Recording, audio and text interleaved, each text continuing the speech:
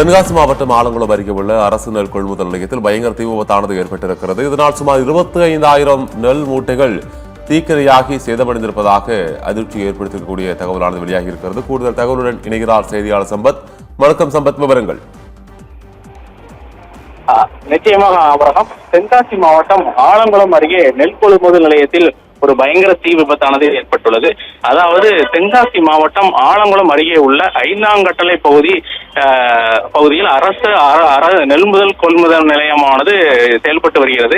இந்த நெல் கொள்முதல் நிலையத்தில் இன்று திடீரென ஒரு தீ விபத்தானது ஏற்பட்டுள்ளது.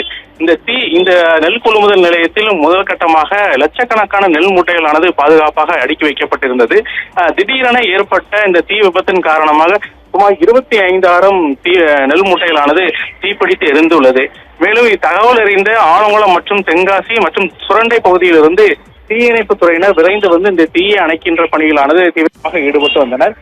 தென்காசி மாவட்டத்தை பொறுத்தவரை தற்போது காற்றின் வேகம் அதிகமாக இருப்பதன் காரணமாக இந்த தீயானது மளமளவான பற்றி எரிய தொடங்கியுள்ளது. இதன் காரணமாக சுமார் 25,000 மூட்டைகள் இந்த தீயில் இரையாகியுள்ளது. அப்பகுதியில் விரைந்து தீயணைப்பு துறையினரும் இந்த தீயை அணைக்கும் முயற்சியிலும் தொடர்ந்து ஈடுபட்டு வந்தனர்.